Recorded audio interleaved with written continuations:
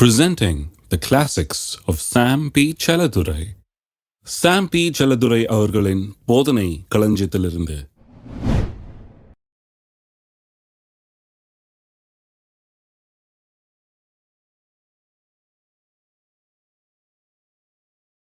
ரோமர் 8ஆம் அதிகாரம் 35, 36, 37 ஆகிய 3 வசனங்களையும் வாசிக்கிறேன், கேட்போம். உமது நிமித்தம் எந்நேரமும் கொல்லப்படுகிறோம், அடிக்கப்படும் ஆடுகளைப் போல எண்ணப்படுகிறோம் என்று எழுதியிருக்கிறபடி நேரிட்டாலும் கிறிஸ்துவின் அன்பை விட்டு நம்மை பிரிப்பவன் யார்? உபத்திரவமோ, வியாகுலமோ, துன்பமோ, பசியோ, நிர்வாணமோ, நாசமோசமோ, பட்டயமோ, இவை எல்லாவற்றிலும் நாம் நம்மில் அன்பு கூறுகிறவராலே முற்றும் ஜெயங்கொள்கிறவர்களாய் இருக்கிறோமே. இன்றைக்கு ஏன் 3 வசனத்தை சேர்த்து வாசித்தேன் என்று சொன்னால், அவர் எப்படி சொல்றாருன்னு கவனிங்க. இவை எல்லாவற்றிலும் நாம் நம்மில் அன்பு கூறுகிறவர்களாலே முற்றும் ஜெயங்கொள்கிறவர்களாய் இருக்கிறோமே. எவை எல்லாவற்றிலும், அதுக்கு தான் இந்த 2 வசனம் வாசித்தேன். உமது நிமித்தம் எந்நேரமும் கொல்லப்படுகிறோம், அடிக்கப்படும் ஆடுகளைப் போல எண்ணப்படுகிறோம் என்று எழுதியிருக்கிறபடி நேரிட்டாலும். அதாவது ஊழியத்தின் நிமித்தம், இந்த கிறிஸ்தவ வாழ்க்கை நிமித்தம், விசுவாசத்தின் நிமித்தம் அவருக்கு ஏற்பட்டிருக்கிற துன்பங்கள், உபத்திரவங்களை பற்றி பேசுகிறார். அவர் இந்த கிறிஸ்தவ விசுவாசத்துக்குள்ளே வந்துட்டபடினாலே நிறைய பேர் இவரை வெறுக்கிறாங்க. யூத மார்க்கத்தில் ரொம்ப தீவிரமாக இருந்தவர் அவர். இவர் இப்போ கிறிஸ்தவராகி கிறிஸ்தவத்தை போதித்து வர்றார், இயேசுவை பற்றி போதித்து வருகிறார். யூதர்களுக்கெல்லாம் ரொம்ப கோவம் இவர் மேலே. இவர் எப்படியாவது ஒழிச்சு கட்டணும்னு சொல்லி அங்கங்கே ஆள் வச்சு இவரை அடிக்கவும், உதைக்கவும், சிறையில் தள்ளவும், இவரை துன்பப்படுத்தவும், இப்படி படாத பாடுபடுத்திட்டு இருக்காங்க. அதை பற்றி பார்க்க போகிறோம். அவரை அவ்வளவு கஷ்டப்படுத்தினார்கள். எங்கே போனாலும் இவர் போகிறதுக்கு முன்னால் ஒரு லெட்டர் போயிடுது, இந்த ஆள் வர்றாங்க, அடித்து ஓச்சு அனுப்புங்க அப்படின்னு. இவருக்கு முன்னாடியே லெட்டரு போயிடுது. பயங்கர துன்பம் இவருக்கு. ஏன்னா யூத மார்க்கத்தில் இருந்துட்டு திடீர்னு இயேசுவை ஏற்றுக்கொண்டு இப்படி இயேசுவை எதிர்த்து பிரசங்கம் பண்ணவர், இயேசுவை எதிர்த்து கிரியை செய்தவர், பெரிய எதிரியாக இருந்தவர், இப்போ இயேசுவையே போதிக்கிறாரு. இவரால் நிறைய பேர் இயேசு வண்டியில் வருகிறார்களே என்கிறதுனால அவருக்கு பலத்தை எதிர்ப்பு இருந்தது. அதை பற்றி தான் சொல்கிறார். உமது நிமித்தம் எந்நேரம் கொல்லப்படுகிறோம், அடிக்கப்படும் ஆடுகளைப் போல எண்ணப்படுகிறோம் என்று எழுதியிருக்கிறபடி நேரிட்டாலும் கிறிஸ்துவின் அன்பை விட்டு நம்மை பிரிப்பவன் யார்? உபத்திரவமோ, வியாகுலமோ, துன்பமோ, பசியோ, நிர்வாணமோ, நாசமோசமோ, பட்டயமோ.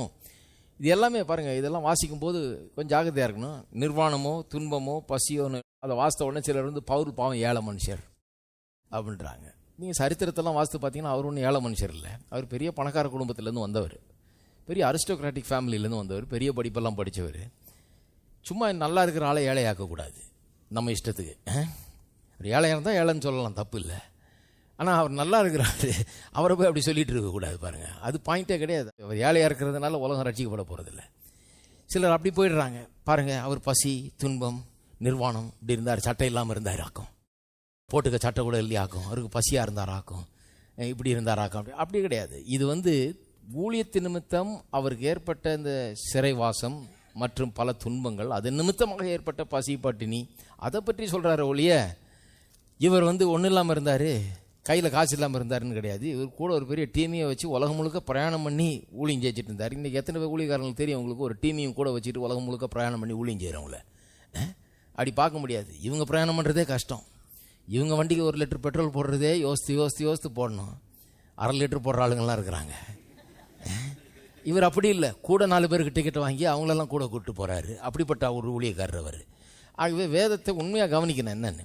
ஆகவே இதெல்லாம் ஊழியத்தின் நிமித்தமாக ஏற்பட்ட துன்பங்கள், உபத்திரவங்கள், அதை சொல்கிறார். சொல்லிட்டு அப்புறம் சொல்கிறார் இவை எல்லாவற்றிலும். அப்போ ஒட்டு மொத்தமாக சேர்த்து ஒரே வார்த்தையில் சொல்லலாம், இந்த உபத்திரவங்கள் எல்லாவற்றிலும் நான் படுகிற இந்த கிறிஸ்துவின் நிமித்தமாக, இந்த ஊழியத்தின் நிமித்தமாக, என்னுடைய விசுவாசத்தின் நிமித்தமாக படுகிற எல்லா இந்த உபத்திரவங்கள் எல்லாவற்றிலும் நாம் நம்மில் அன்பு கூறுகிறவர்களாலே முற்றும் ஜெயங்கொள்கிறவர்களாய் இருக்கிறோமே. இன்றைக்கி அதை பற்றி தான் பேச போகிறேன். எப்படி உபத்திரவங்களை மேற்கொள்வது, எப்படி உபத்திரவங்கள் மத்தியில் எப்படி ஜெயங்கொள்ளுகிறவர்களாய் வாழ்ந்து காட்டுவது எப்படி.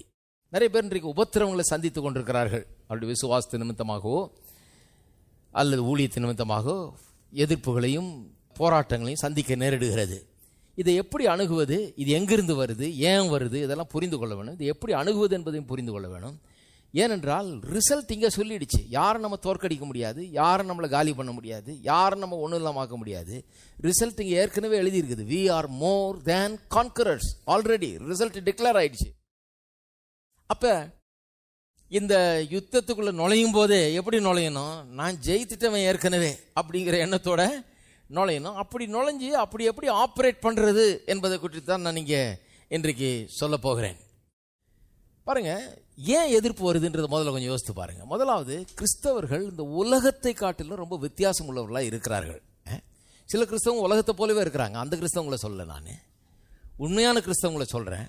அவர்கள் உலகத்துக்கும் அவர்களுக்கு சம்மந்தமே கிடையாது. உலகம் ஒரு மாதிரி இருக்குது, இவங்க வேற மாதிரி இருக்கிறாங்க. நீங்க வேற மாதிரி இருந்தீங்கனாலே எதிர்ப்பு இருக்கும். பாருங்க, இங்கேருந்து நம்ம நாட்டில் இருந்து வெளிநாட்டில் போய் வாழ்றவங்களெல்லாம் பார்த்தீங்கன்னா சில நேரத்தில் போன உடனே கொஞ்சம் கஷ்டமாக இருக்கும். ஏன்னா எல்லாருமே ஏற்றுக்கொள்றதுக்கு ரொம்ப தயங்குவாங்க. ஏன்னா இவங்க பேசுகிற இங்கிலீஷ் அவங்களுக்கு விளங்காது, இவங்களுடைய உடை, இவங்களுடைய சாப்பாடு, இவங்களுடைய பழக்க வழக்கங்கள் எல்லாம் வித்தியாசமாக இருக்கும். இந்த வித்தியாசம் ரொம்ப ஹைலைட் பண்ணப்படுறதுனால அவங்களுக்கு ஒரு வெறுப்பாயிடுது. இவர் வித்தியாசமான ஆள், ஏதோ ஒரு ஊர்லேருந்து எங்கேருந்தோ நாட்டிலேருந்து வந்துருக்கிறாங்க, என்னமோ பண்ணுறாங்க அப்படிங்கிற மாதிரி ஆகிடுது. நம்ம ஆளுங்க என்ன பண்ணுறாங்க, போக போக போக அவங்கள மாதிரி ஆயிடுறாங்க. அவங்கள மாதிரி பேசுறது, அவங்கள மாதிரி பழகுறது, அவங்கள மாதிரி சாப்பாடு சாப்பிட்றது எல்லாம் பண்ணுறாங்க. அப்போ எல்லாம் ஒன்றாயிடுது. அப்போ அந்த வித்தியாசம் தெரியாமல் நல்லா போயிடுது. ஆனால் கிறிஸ்தவர்கள் என்னன்னா, உலகத்தில் இருக்க இருக்க உலகத்தை மாதிரி அட்ஜஸ்ட் பண்ணிட்டு நம்ம போகிறது கிடையாது. இருக்க இருக்க இருக்க மாறி வித்தியாசமாகிட்டே போகிறோம். அதுதான் அங்கே பிரச்சனை. இந்த வசனமாகிய கண்ணாடிக்குள்ளே நாம் உற்று நோக்கும்போது, பார்க்கும்போது, இதை பார்த்துக்கிட்டே இருக்கும்போது, இந்த கண்ணாடியை பார்க்கும்போது என்ன பார்க்குறோம்? வீட்டில் இருக்க கண்ணாடியில் பார்க்கும்போது முகத்தை பார்க்குறோம் இல்லையா? இது ஒரு ஆவிக்குரிய கண்ணாடி. இங்கேயும் சொல்லியிருக்குது, யாக்கோபிலையும் சொல்லியிருக்குது. இது ஒரு ஆவிக்குரிய கண்ணாடி. இந்த கண்ணாடியில் நம்முடைய ஆவிக்குரிய முகத்தை பார்க்கிறோம். கிறிஸ்துவுக்குள்ள நாம் யார் என்பதை பார்க்கிறோம். நான் புது சிருஷ்டியாக இருக்கிறேன், அந்த சிருஷ்டிப்பை பார்க்கிறேன். அப்படி பார்க்கும்போது, இதை பார்த்துக்கிட்டே இருக்கும்போது உள்ள நான் என்னவா இருக்கிறேன் என்பதை பார்த்து கொண்டே இருக்கிறேன். பார்த்து கொண்டே இருக்கும்போது 2 கொரிந்தியர் 3 கடைசி 2 வசனம், அதில் என்ன சொல்லியிருக்குது? நான் இதை பார்த்துக்கிட்டே இருக்கும்போது, அதாவது நான் முற்றும் ஜெயம் கொள்ளுகிறவன் அப்படிங்கிறத நான் பார்த்து கொண்டே இருக்கும்போது, வேதம் என்னை குறித்து என்ன சொல்லியிருக்குதோ அதை நான் பார்த்துக்கிட்டே இருக்கும்போது, இந்த கண்ணாடியில் என்னுடைய உள்ளான முகத்தை பார்த்து கொண்டிருக்கும்போது, ஆவிக்குரிய முகத்தை, நான் யார் கிறிஸ்துவுக்குள் என்பதை நான் பார்த்து கொண்டே இருக்கும்போது, ஆவியானவர் என்ன பண்றாரா, கிரியை செய்து மகிமையின் மேல் மகிமை அடைய செய்து என்னை மறுரூபமாக்கி, நான் எந்த காட்சியை பார்த்து கொண்டிருக்கிறேனோ, உள்ள இருக்கிற அந்த புது சிருஷ்டியான மனுஷனை பார்த்துக்கிட்டு இருக்கிறேன்னா, அந்த சாயலாகவே என்னை வெளியையும் மாற்றி விடுகிறார். எத்தனை பேருக்கு புரியுது? உள்ள நான் முற்றும் ஜெயம் கொண்டவனாக இருக்கிறேன். வெளியே ஒருவேளை தோல்வியா இருக்கலாம், வெளியே ஒருவேளை பலவீனனா இருக்கலாம், வெளியே ஒருவேளை ஒன்றுத்துக்கு உதவாத நிலையில் இருக்கலாம். வெளி வாழ்க்கை அப்படி இருக்குது. ஆனா என்ன குறித்து சொல்லப்பட்டிருக்கிற என்ன உண்மை என்ன? நான் முற்றும் மோர் தென் கான்கரர் இல்லையா? அப்ப நான் என்ன பண்ணணும்? மோர் தென் கான்கரரை வாழ்றதுக்கு நான் என்ன பண்ணணும்? நான் மோர் தென் கான்கரர் என்பதை நான் தியானிக்க வேண்டும். அதை நான் உற்று நோக்க வேண்டும். இந்த கண்ணாடியில் நான் பார்த்துக்கிட்டே இருக்கணும். தாத்தா சொன்னதே யோசிச்சுட்டு கூடாது. உன்னால் உனக்கு எதுவும் வழங்காது, உனக்கு எதுவும் வராதாக்கும், உன்னால் எதுவும் முடியாதாக்கும், உனக்கெல்லாம் இது ஆகாதாக்கும் அவர் சொல்லிட்டு போயிட்டு இருப்பாரு. அதையே யோசிச்சுட்டு உட்காந்துட்டு இருக்கிறது இல்லை. உங்க தாத்தாவை காட்டிலும் பெரியவர் சொல்லியிருக்காரு. ஹலோ, அவர் என்ன சொல்லியிருக்கிறாரு? நீ முற்றும் ஜெயங்கொள்ளுகிறவர்களா இருக்கிறீர்களே, யூஆர் மோர் தென் கான்கரர்ஸ் சொல்லியிருக்காரு. அப்ப அதை கவனிக்க வேண்டும். அவர் சொல்லியிருக்காரு, அவர் சொல்லிட்டா அதான் உண்மை. அப்ப அதையே பார்த்துக்கிட்டு இருக்கும்போது என்ன ஆகுது? ஆவியானவர் என்ன அப்படியே மாற்றிடுறாராம். கொஞ்சம் கொஞ்சமா மகிமையின் மேல் மகிமை அடைய செய்து மறுரூபமாக்கி என்ன வேற ஒரு மனுஷன் ஆக்கி, உள்ள நான் என்ன பார்க்கிறேனோ, முற்றும் ஜெயங்கொள்ளுகிறவனா என்ன காண்கிறேன் அல்லவா, அதே போல வெளியும் நான் இருக்கும்படியாக, என்னுடைய வெளி வாழ்க்கையும் வெற்றியுள்ள வாழ்க்கையாக, ஜெயமுள்ள வாழ்க்கையாக இருக்கும்படியாக என்னை மாற்றி விடுகிறார். இருக்கீங்களா? அப்ப அப்படிதான் மாறிக்கிட்டே இருக்கிறோம். தினந்தோறும் இதை தியானிக்கிறோம், இதை பார்த்துக்கிட்டே இருக்கோம். பார்க்க பார்க்க பார்க்க இயேசுவை போல தான் இன்னும் அதிகமாக மாறுறோம். அப்ப பார்க்க பார்க்க பார்க்க நம்ம வசனத்தில் ஈடுபாடு கொண்டு வசனத்தை கவனிக்க கவனிக்க என்ன ஆயிடுது? உலகத்துக்கு நமக்கும் இந்த பிளவு ரொம்ப அதிகமாயிடுது. அவங்களுக்கும் நமக்கும் வித்தியாசம் குறையிறது இல்லை. அட்ஜஸ்ட் பண்ணி அவங்கள மாதிரியே மாறுறது இல்லை. நம்ம டிரான்ஸ்ஃபார்ம் ஆகி இயேசுவை போல மாறிக்கிட்டே போகிறோம். மாறி போக போக என்ன ஆகிறது?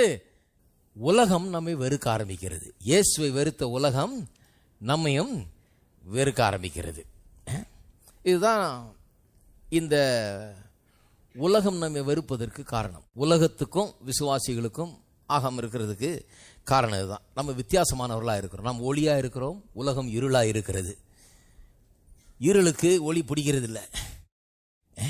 ஏன்னா இருள் செயல் நடந்துருக்குது. பாருங்க, இந்த கருப்பாம்பூச்சி இதெல்லாம் ராத்திரியில் எல்லாம் லைட்லாம் ஆஃப் பண்ண பிறகு தான் அவங்கெல்லாம் பிஸியாக இருப்பாங்க. கடன்னு அங்கே ஓடுறது இங்கே ஓடுறது எல்லாம் பிஸியாக இருக்கும். நீங்கள் லைட்டை போட்டோன்னே எல்லாம் ஓட்டமாக ஓடி போய் ஒளிவாங்க. அவங்களுக்கு லைட்டே பிடிக்காது. பாருங்க, பார்த்துருக்கீங்களா?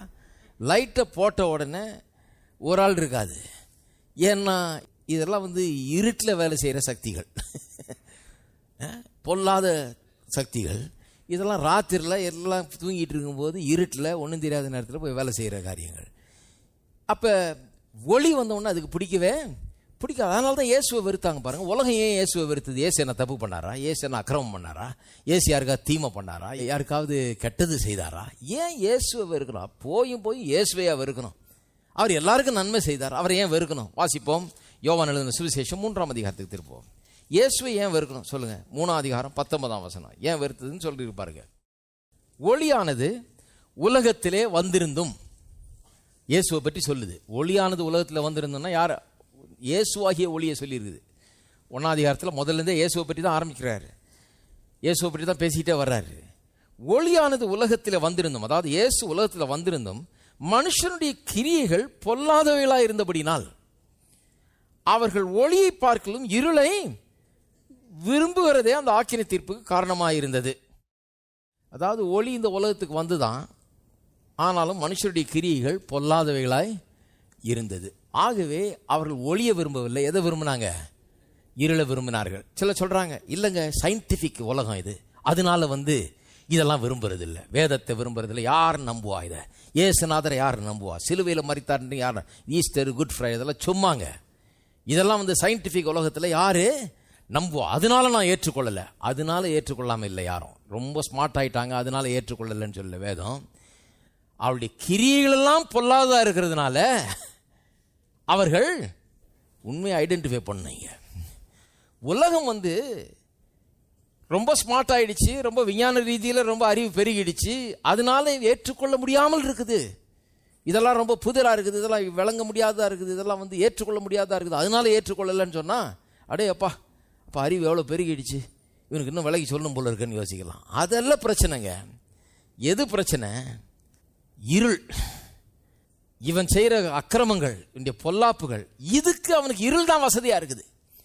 ஒளி வந்துருச்சுன்னா இந்த இருளின் கிரியைகளெல்லாம் விட்டுவிட வேண்டும், அதுலேருந்து மனம் திரும்ப வேணும், புது வாழ்க்கையை வாழ வேண்டும், அவன் பாவி என்பதை ஒத்துக்கொள்ள வேண்டும். அதனால் உலகத்தில் போய் ஜனங்கள்கிட்ட சுவிசேஷத்தை சொல்லும்போது நம்ம சோர்ந்து போயிடக்கூடாது. அவங்க ப்ராப்ளமே இதுதான். அவங்க இருளின் கிரியைகளை செய்கிறதுனால அநேக நேரத்தில் இந்த வெளிச்சத்தை விரும்புகிறது கிடையாது. அதுதான் பிரச்சனைங்க. இயேசுவை ஏன் உலகம் ஏற்றுக்கொள்ளல? அவர் எந்த அக்கிரமும் செய்யலை, எந்த அநியாயம் செய்யலை, பரிசுத்தமான வாழ்க்கை வாழ்ந்தார், ரொம்ப கரெக்டாக நடந்துக்கிட்டாரு. இருந்தாலும் அவரை வெறுத்தாங்க. ஏன்னா அவருடைய பரிசுத்தம் இவங்களுக்கு குத்துது, இவங்களுடைய அக்கிரமத்துக்கு அது இடையூறாக இருக்குது. இவங்க அக்கிரமத்தோட வாழ முடியல இனிமே. ஏன்னா இவர் ரொம்ப பரிசுத்தமாக வாழ்ந்து காட்டுறாரு, இவர் வித்தியாசமானவராக இருக்கிறாரு, எல்லாரும் இப்படி தான் இருக்கணுன்ற பிரசங்கம் பண்ணுறாரு. அது ரொம்ப கஷ்டமாக இருக்குது. அதனால தான் பிரச்சனைங்க. இருக்கீங்களா? அப்போ இதனால தான் இயேசுவை வெறுத்தார்கள். இயேசுவை வெறுத்தவர்கள் நம்மளையும் என்ன பண்ணுறாங்க? அநேக நேரத்தில் வெறுக்கிறார்கள். சரி, இந்த உபத்திரவங்கள்லாம் எங்கிருந்து வருது என்கிறதையும் வேதம் போதிக்கிறது. 2 கொரிந்தியர் 4ஆம் அதிகாரத்துக்கு திருப்போம். 4ஆம் வசனம். தேவனுடைய சாயலாக இருக்கிற கிறிஸ்துவின் மகிமையான சுவிசேஷத்தின் ஒளி அவிசுவாசிகளாகிய அவர்களுக்குள் பிரகாசமாக இராதபடிக்கு இப்பிரபஞ்சத்தின் தேவனானவன் அவருடைய மனதை குருடாக்குனான். அப்போ உலகத்தில் ஒரு பெரிய வேலை நடந்துட்டு இருக்குது பாருங்க. இந்த பிசாசானவன் அவன் இந்த பிரபஞ்சத்தின் தேவனாக இருக்கிறான். காட் ஆஃப் திஸ் வேர்ல்ட் ஆங்கிலத்தில் வருது. அவன் அப்படி இருந்துக்கிட்டு என்ன பண்ணுறான்னா, எல்லாருடைய மனதையும் குருடாக்கிட்டு இருக்கிறான். ஏன் குருடாக்கிட்டு இருக்கிறான்? இந்த ஒளி பிரகாசம் அவர்களுக்கு கிடைக்காதபடிக்கு, இந்த சுவிசேஷத்தின் ஒளியை அவர்கள் அறிந்து கொள்ளாதபடிக்கு. இங்கே வந்திருக்கிறவங்களாம் அந்த சுவிசேஷத்தின் ஒளியை அறிந்து கொண்டீர்கள், அறிந்து கொள்ளாதபடிக்கு அநேகருடைய மனதை அவன் என்ன பண்ணியிருக்கிறான்? குருடாக்கி வைத்திருக்கிறான். இப்போ இவனுக்கு ஒளி விட்டு பிரகாசிக்கிற கிறிஸ்தவங்களை பார்த்தா ஆகவே அவன் ஜனங்களை ப்ரொடெக்ட் பண்ணி வச்சிருக்கிறான். அவன் இருளால் நிரப்பி, இருளின் செய்கைகளால் நிரப்பி, பொல்லாத கிரியைகளால் நிரப்பி, அக்கிரமம் பண்ண வச்சு, குடிச்சு வெறிச்சு அநியாயம் பண்ணி இப்படியே வாழ வச்சு, இப்படியே உலகம் போயிட்டு இருக்குது. அதன் மத்தியில் உலகத்துக்கு உப்பாய், உலகத்துக்கு வெளிச்சமாய் நாம் இருக்கும்போது அவனுக்கு ஒரு பெரிய பிரச்சனை ஆயிடுது. ஆகவே நான் சொல்லுகிறேன், இந்த உபத்திரவத்துக்கு பின்னால் யார் இருக்கிறதுனா இந்த பிசாசானவன். ஏன்னா அவன் ஜனங்கள் சுவிசேஷ ஒளியை அடையாதபடிக்கு அவருடைய மனதை குருடாக்க விரும்புகிறான். நாம் சுவிசேஷ ஒளியை பிரகாசிக்க பண்ணும்படியாக நாம் இந்த உலகத்தில் வாழ்ந்து கொண்டிருக்கிறோம். அதனால் ஒரு பெரிய கான்ஃப்ளிக்ட், ஒரு பெரிய நமக்கும் இதுக்கும் ஒரு பெரிய கான்ஃப்ளிக்ட் இருந்துகிட்டே இருக்குது.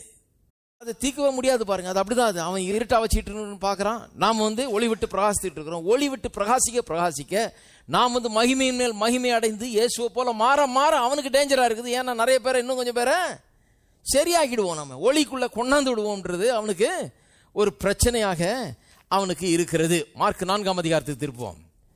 அங்கேயும் சொல்லியிருக்கு பாருங்க, இவன் தான் காரணம்னு. இந்த உபத்திரவத்துக்கு பின்னால இவன் தான் இருக்கிறான். மார்க் 4ஆம் அதிகாரத்திலையும் சொல்லியிருக்குது. மார்க் 4ஆம் அதிகாரம் 14 வாசிக்கலாம். விதைக்கிறவன் வசனத்தை விதைக்கிறான். தேவனுடைய ராஜ்யம் எப்படி வேலை செய்யுதுன்ற சொல்ற ஒரு அருமையான ஒரு ஓமை. விதைக்கிறவன் எதை விதைக்கிறான்? இப்படிதான் தேவனுடைய ராஜ்யத்தில் எல்லாம் வேலை செய்யுது. வசனம் விதைக்கப்படுது. வசனத்தை கேட்ட உடனே சாத்தான் அவள் இருதயங்கள் விதைக்கப்பட்ட வசனத்தை எடுத்து போடுகிறான்.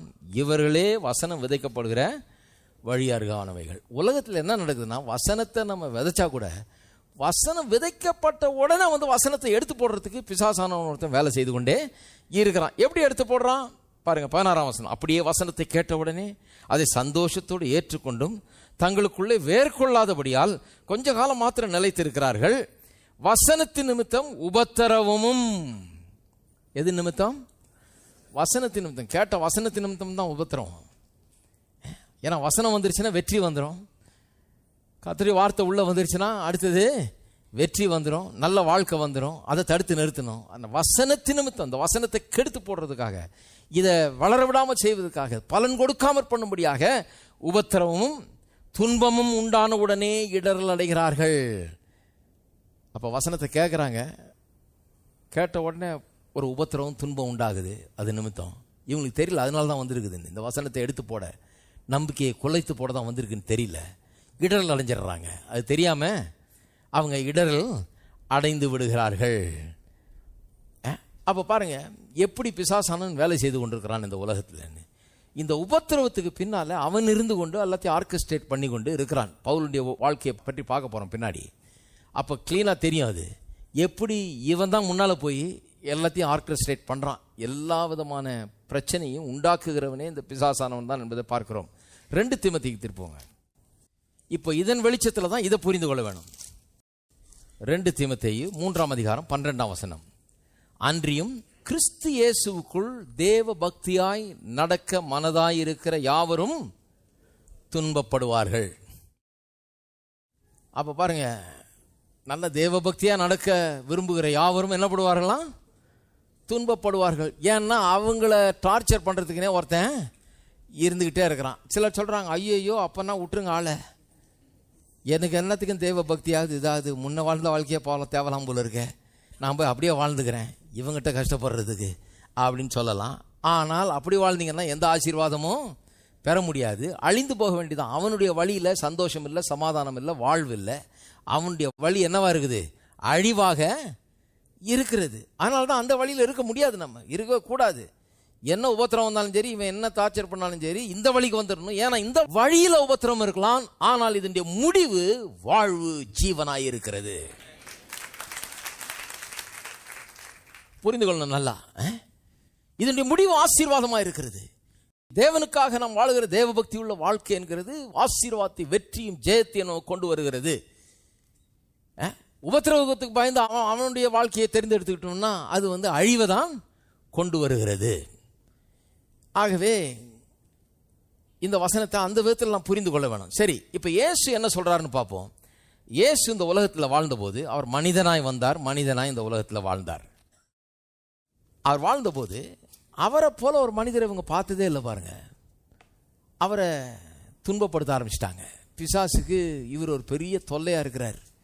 ஏன் துன்பப்படுத்தினாங்க கவனிங்க. யோவான் 5ஆம் அதிகாரம் அவருடைய ரியாக்ஷனையும் பாருங்க. ஏன்னா அதுதான் நம்முடைய ரியாக்ஷன்.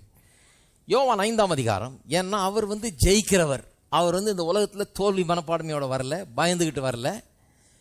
நாம தோற்றுருவோமோ, நாம கெட்டு போயிடுவோமோ, நாம அழிஞ்சு போயிடுவோமோ அப்படிலாம் யோசிக்கல. அவர் முற்றும் ஜெயங்கொள்ளுகிறவர்களாக தன்னை எண்ணிக்கொள்கிறார். அவர் மோர் தென் கான்கரர் என்கிற அப்ரோச்சில் தான் வர்றார். யோவான் 5ஆம் அதிகாரம் 15ஆம் வசனத்திலிருந்து வாசிக்கிறேன். அந்த மனுஷன் போய், எந்த மனுஷன்? அதாவது 38 வருஷமா பெதஸ்தா குளத்தண்டையில் ஒருத்தன் படுத்த படுக்கையாக கிடக்கிறான், நடக்க முடியாம. அவனை இயேசு ஒரு அற்புதம் செஞ்சு உன் படுக்கையை எடுத்துக்கொண்டு நடன்னு சொல்லிட்டாரு. அவன் படுக்கையை தூக்கிட்டு நடந்துட்டான். அந்த மனுஷன் போய் தன்னை சொஸ்தமாக்கினவர் இயேசு என்று யூதர்களுக்கு அறிவித்தான். இயேசு இவைகளை ஓய்வு நாளில் செய்தபடியால் யூதர்கள் அவரை துன்பப்படுத்தி அவரை கொலை செய்ய வகை தேடினார்கள். இது நிச்சயமா பிசாசு வேலையாக தான் இருக்கணும்.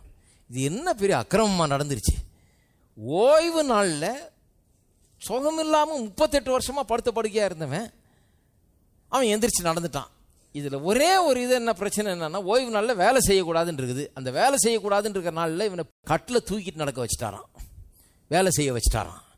அதனால அவ்வளவு கோபம் பாருங்க இவர் மேலே. இவரை கொல்ல வேணும் என்று தீர்மானித்து அவ்வளவு கோபமாக இவரை துன்பப்படுத்துகிறார்கள். நான் சொல்கிறேன், பிசாசு தான் இப்படிலாம் செயல்பட முடியும். பாருங்க, இப்போ அவரை கொலை செய்ய வகை தேடினார்கள். ஏசு எப்படி பண்ணுறார் ரியாக்ஷன் பாருங்க. ஏசு அவர்களை நோக்கி, என் பிதா இதுவரைக்கும் கிரியை செய்து வருகிறார், நானும் கிரியை செய்து வருகிறேன் என்றார்.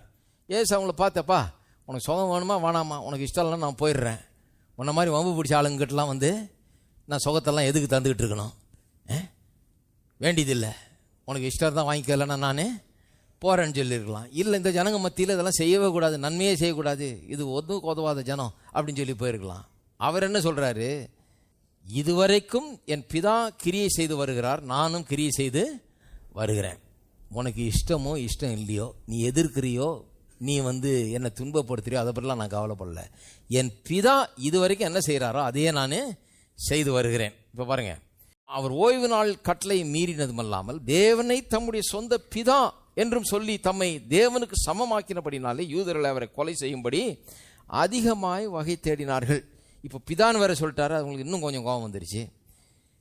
வகை தேடினார்கள் கொலை செய்வது. அப்பொழுது இயேசு அவர்களை நோக்கி, மெய்யாகவே மெய்யாகவே நான் உங்களுக்கு சொல்லுகிறேன், பிதாவானவர் செய்ய குமாரன் காண்கிறது எதுவோ, அதாவது பிதா என்னெல்லாம் செய்கிறதா குமாரன் காண்கிறாரோ அதையே அன்றி வேறொன்றையும் தாமாய் செய்ய மாட்டார். தானா நான் ஒன்றும் செய்யறதில்லை, பிதா என்ன செய்கிறாரோ அதையே தான் நானும் செய்கிறேன். அவர் எவைகளை செய்கிறாரோ அவைகளை குமாரனும் அந்தபடியே. அப்போ என்ன அர்த்தம், பிதா செய்கிறத பார்த்தேன், பிதா இந்த மனுஷன் கட்டில் எடுத்துட்டு நடக்க வைக்கிறத நான் பார்த்தேன், அதை தான் நான் செய்தேன். பிதாவானவர் குமாரனத்தில் அன்பாயிருந்து தாம் செய்கிறவைகள் எல்லாம் அவர் காண்பிக்கிறார். நீங்கள் ஆச்சரியப்படத்தக்கதாக இவைகளை பார்க்கலும் பெரிதான கிரியைகளும் அவருக்கு காண்பிப்பார். என்ன சொல்றாரு, நீ என்ன எதிர்த்தாலும் சரி, என்னை கொலை செய்ய வந்தாலும் சரி, துன்பப்படுத்தினாலும் சரி, நான் பிதா எனக்கு சொல்றதை நான் செஞ்சுக்கிட்டே இருக்க போறேன். எனக்கு பிதா ஒன்று காமிச்சார்னா நீ என்ன நினைக்கிறன்றது எனக்கு பிரச்சனை கிடையாது. நீ என்னை துன்பப்படுத்துவியா, என்னை அடிப்பியா, என்னை உபத்திரவப்படுத்துவியா என்றது பிரச்சனையே கிடையாது. என்னுடைய பிதா என்ன காண்பிக்கிறாரோ அதை நான் செய்து கொண்டே இருக்க போறேன். இது மட்டும் இல்லை, இதை விட பெரிய காரியங்களையும் நீங்கள் ஆச்சரியப்படத்தக்கதாக செய்து காண்பிப்பேன்றார். வாழ்க்கையில் நான் கற்றுக்கொண்ட ஒரு பெரிய பாடம் தான், இந்த இயேசு பார்க்கும்போது கற்றுக்கொள்ளலாம். அது என்னன்னா, என்ன உபத்திரம் வந்தாலும் என்ன எதிர்ப்பு வந்தாலும் கடவுள் நமக்கு என்ன செய்ய சொல்கிறாரோ அதை நாம் செய்து கொண்டே இருக்க வேண்டும். எந்த எதிர்ப்புக்கும் அஞ்சக்கூடாது, எந்த பயமுறுத்தலுக்கும் அச்சுறுத்தலுக்கும் நாம் பயப்படவே கூடாது. கடவுள் என்ன சொன்னார் அதை நாம் செய்து கொண்டே இருக்க வேண்டும். உங்கள் அநேகர் பல முயற்சிகள் இறங்குறீங்க, இது பண்ணுறீங்க, சில நேரத்தில் நிறைய எதிர்ப்புகள் கிளம்புகிறது இல்லையா? சில நேரத்தில் கர்த்தர் உங்களை செய்யும்படியா அழைக்கிறாரு, கர்த்தர் உங்களை செய்யும்படியா கட்டளையிட்டு இருக்கிறாரு, அழைச்சிருக்காரு, செய்ய சொல்கிறாரு. ஆனால் பல எதிர்ப்புகள் கிளம்புது. ஆனால் நான் சொல்லுகிறேன், எந்த எதிர்ப்பாளரும் உங்களை தடுத்து நிறுத்த முடியாது. நீங்கள் மட்டும் செய்யணும்னு தீர்மானிச்சிட்டிங்கன்னா செய்தே முடித்திருவீர்கள். இதில் என்ன பிரச்சனைன்னா, இந்த வின்னர்ஸ் ஆட்டிடியூட் வேணும் பாருங்க. நான் மோர் தென் கான்கரன்ற ஆட்டிடியூட் வேணும் உள்ள. பயந்தாங்குழி ஆட்டிடியூட் இருக்க கூட, ஐயோ இவ்வளோ பேர் எதிர்க்கிறாங்களே, வேணாம் பிரதர், ரொம்ப எதிர்ப்பு இருக்குது பிரதர், கொஞ்சம் ஸ்லோ டவுன் பண்ணிக்கோங்க பிரதர், அதுதான் கூடாதுங்கிறது. கடவுள் உங்களுக்கு சொல்லியிருக்காரா, நீங்கள் அதை செய்யுங்க. உலகமே எதிர்த்தாலும் அதை செய்யுங்கள், ஏனென்றால் கர்த்தர் உங்களோடு கூட இருக்கிறார். இதை விட்டு போட்டு, ஐயோ என்னை பற்றி இப்படி சொல்லிட்டாங்க, நான் நல்லது செய்ய போனனாக்கும் என்னை இப்படி கெடுத்து பேசிட்டாங்களாக்கும், நான் இப்படி நல்லது செய்தனாக்கும் என்னை இப்படி கெடுத்து விட்டுட்டாங்களாக்கும், இவரால் இது கட்டிச்சாக்கும், அவரால் அது கட்டிச்சாக்கும், இப்படி ஆக்கும் அப்படி ஆக்கம் பண்ணிருந்தீங்கன்னா நாட்களை வேஸ்ட் பண்ணுறீங்க, மணி நேரங்களை வேஸ்ட் பண்ணுறீங்க, மாதங்களை வேஸ்ட் பண்ணுறீங்க, வருஷங்களை வேஸ்ட் பண்ணுறீங்க. எனக்கு தெரிஞ்சு எத்தனையோ பேர் ஊழியத்திலே சொல்கிறேன், இப்படி யாரோ என்னமோ சொன்னாங்க, அவங்க இப்படி பண்ணிட்டாங்க, இவங்க இப்படி பண்ணிட்டாங்கன்னு சொல்லி எத்தனையோ வருஷங்களை வீணாக்கினவர்கள் இருக்கிறார்கள். கடவுள் அவங்களுக்கு கொடுத்த காரியத்தை செய்து முடிக்க முடியல. இந்த பயந்து பயந்து தயங்கி அவங்க சொல்லிட்டாங்க இவங்க சொல்கிறாங்கன்னு உள்ளத்தில் அப்படியே காயப்பட்டு அப்படியே வருத்தப்பட்டு அது நொந்து போய் இப்படியெல்லாம் அதை யோசிச்சுக்கிட்டே உட்காந்து அதை அழுதுகிட்டே கேட்டுக்கிட்டு இருந்துட்டு அதனாலேயே ஒன்றுமில்லாமல் போனவர்கள் நான் பார்த்துருக்கிறேன். இருக்கீங்களா? அதனால தான் நான் சொல்றேன் பாருங்க, எதிர்ப்புகளை நாம் கவனிக்க ஆரம்பிப்போம் என்றால் டைம் வேஸ்ட் ஆகுது. ஒரு வினாடி கூட வேஸ்ட் பண்ணக்கூடாது. என்ன கேட்டா, ஒரு மோமெண்ட் கூட வேஸ்ட் ஆகக்கூடாது, ஒரு செகண்ட் கூட வேஸ்ட் ஆகக்கூடாது, ஒரு நாள் கூட வேஸ்ட் ஆகக்கூடாது, ஒரு மணி நேரம் கூட வேஸ்ட் ஆகக்கூடாது, ஒரு மாதம் ஒரு வருஷம் கூட வேஸ்ட் ஆகக்கூடாது. கடவுள் நமக்கு செய்ததை கடகடகன்னு செய்து முடித்து விட வேண்டும். இருக்கீங்களா? அதை யாரும் தடுத்து நிறுத்த முடியாது பாருங்க.